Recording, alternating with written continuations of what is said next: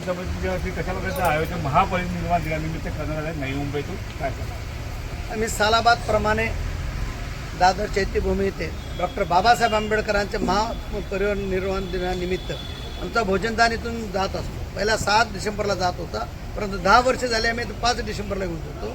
5 डिसेंबरला घेऊन जाण्याचा आमचं याच्यासाठी घेऊन जातो की 5 डिसेंबरला बरेच अन्यायी येऊन आलेले असते. 3-4 तारखेपासून आलेले असतात.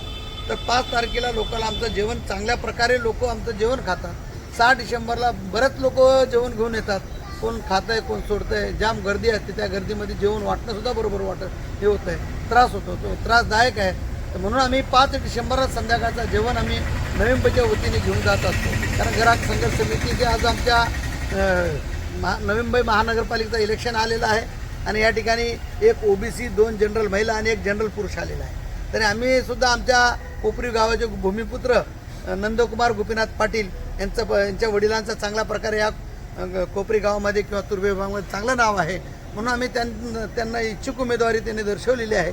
तर आम्ही आमच्या ग्राहक संघर्ष समितीच्या वतीने OBCची त्यांची आम्ही इच्छुक उमेदवार म्हणून आम्ही घोषित केलेलं आहे आणि त्यांच्या माध्यमातून आज या ठिकाणी ती सुद्धा उपस्थित आहेत आणि ते सुद्धा भोजनदान करण्यासाठी खुशीनं तन मन धन लावून या ठिकाणी उपस्थित झाले. दुपारी 2 वाजल्यापासून या ठिकाणी भोजन बनवत आहेत.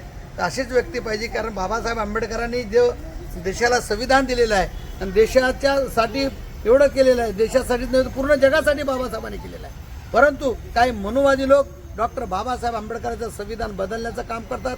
आज तुम्ही विचार करा, आज हे 2025ला 6 वर्ष होते नवी मुंबई महानगरपालिकेची निवडणूक झालेली नाही. याचा अर्थ काय? हे काय निवडणूक अधिकारी काय इलेक्शन घेत नाही, हे प्रशासन काय इलेक्शन घेत नाही. चला, कोरोना काळ होता, तर कोरोना काळात तुम्ही निवडणूक घेतली नाही, हे आम्ही मान्य करतो, समजण्यासारखी गोष्ट आहे. परंतु ही संविधानाला कुठंतरी धोका निर्माण करते. फक्त पालकमंत्री, आयुक्त आणि मुख्यमंत्री या तिघांनी महानगरपालिकेवर पिटारा बांधून नाग कसा बसतो बेडा घालून, तसे हे बसलेले आहेत आणि ते फक्त हेच करायला लागलेत. म्हणून आम्ही डॉक्टर बाबासाहेब आंबेडकरच्या महापरिनिर्वाण दिनी आता सांगितलेलं आहे की सुप्रीम कोर्टाने तुम्ही जानेवारी एंडिंगपर्यंत निवडणुका घ्या महापालिकेचे. अजून पण त्याच्या काही हालचाली दिसत नाही. निवडणूक पुढे ढकलण्याचं काम हे प्रशासन करणार. आपण पाहिलं आत्ताच नगर परिषदाचे इलेक्शन होते, त्या नगर परिषद इलेक्शनमध्ये बोलले की 1 तारीखला इलेक्शन होईल आणि 2 तारखेला मतमोजणी होईल. अचानक कोर्टाचा आदेश येतो, खंडपीठाचा नागपूर व 21 डिसेंबरला मतमोजणी होईल. आणि हे काय आहे? हे काय आहे? लोकशाहीचं तुम्ही लोकशाहीचं काय करताय तुम्ही? हे संविधानाचं काय करताय? म्हणून आपल्याला सर्व देशाच्या लोकांना जागरूक व्हायला पाहिजे आणि ह्या मनुवादी सरकारला धडा शिकवायला पाहिजे. तर हीच आम्ही खरी डॉक्टर बाबासाहेब आंबेडकरांच्या महान निर्वाण दिनी कोटी कोटी प्रणाम करतो. जय भीम, जय महाराष्ट्र. आणि किती जणांना हे अन्नदान करण्यात येणार चैत्यभूमीला? बरेच 6 डिसेंबरला बाबासाहेब आंबेडकर चैत्यभूमीवर आम्ही जातो.